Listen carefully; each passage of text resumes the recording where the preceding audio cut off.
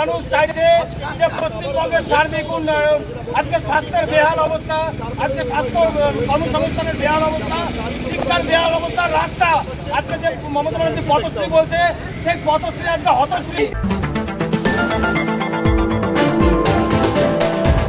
Bidhannagar corporation আমরা 15 বছর তৃণমূল সরকার রয়েছে, অথচ আপনারা দেখুন বিধাননগর থেকে শুরু করে আমাদের দক্ষিণ দমদমে যে 10টা ওয়ার্ড আছে বিধাননগর বিধানসভায়, সেখানে সমস্ত রাস্তাঘাটের অবস্থা ভয়ানক।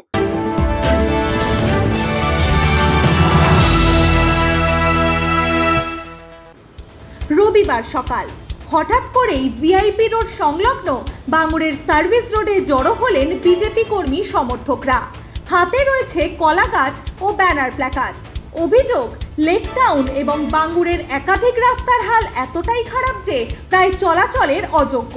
কেউ রসিকতা করে বললেন, এই রাস্তায় এখন গাড়ির চেয়ে নৌকা বা গাছ ভালো চলবে। আর তাই রাস্তাতেই প্রতীকী বিক্ষোভে কলা গাছ পুঁতে দিলেন বিজেপি সমর্থকরা।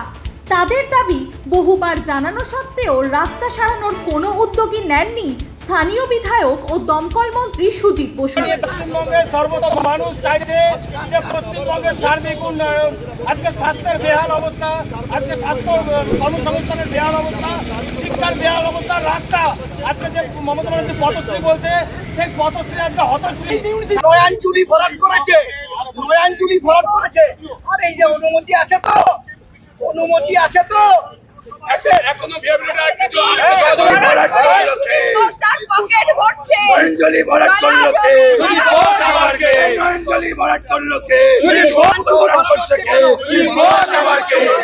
বর্ষা এলেই রাস্তাগুলো কাদা ও জলের ফাঁদে পরিণত হয়, মানুষ ভোগান্তিতে, অথচ প্রশাসনের কোনো হেলদোল নেই। বিক্ষোভে ভিড় জমে যায় স্থানীয়দেরও। অনেকে বলেন, প্রতিদিন এই রাস্তা দিয়ে যেতে গিয়ে দুর্ঘটনার ভয় লেগেই থাকে। পরিস্থিতি যাতে নিয়ন্ত্রণের বাইরে না যায় তার জন্য ঘটনাস্থলে পৌঁছে যায় লেক টাউন থানার পুলিশ। বিক্ষোভ কিছুক্ষণের জন্য যান চলাচলে প্রভাব ফেললেও পরে শান্তিপূর্ণভাবে শেষ হয় কর্মসূচি। অভিযোগের জবাব দেবে কি শাসক দল, নাকি কলা গাছ পুঁতে রাস্তা সারানোর দাবিই হবে বাঙুরের ভোট রাজনীতির নতুন প্রতীক? বাংলায় 15 বছর সুজিত বোস 15 বছর ধরে এখানে বিধায়ক এবং মন্ত্রী।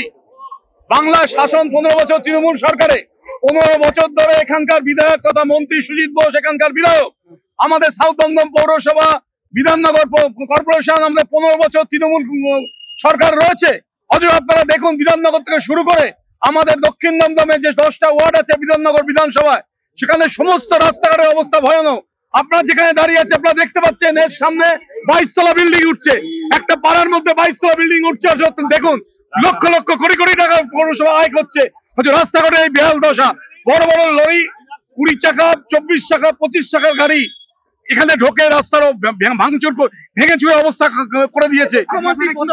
আমরা এখানে প্রতীকী আমরা এখানে আন্দোলন করছি, আমরা এখানে আন্দোলন করছি রাস্তাঘাট সারাইয়ের দাবিতে। আমরা এখানে কলা গাছ করতাম সারা বাংলার মানুষকে, যে মমতা ব্যানার্জি যে কলা দেখিয়েছে, তাই আমরা কলা গাছ পুঁতে আমরা এর প্রতিবাদ করলাম যে আগামী দিনে যাতে মানুষ যাতে চলাফেরার রাস্তা থাকে এবং যানবাহন চলাচলের মতো উপযুক্ত পরিবেশ থাকে।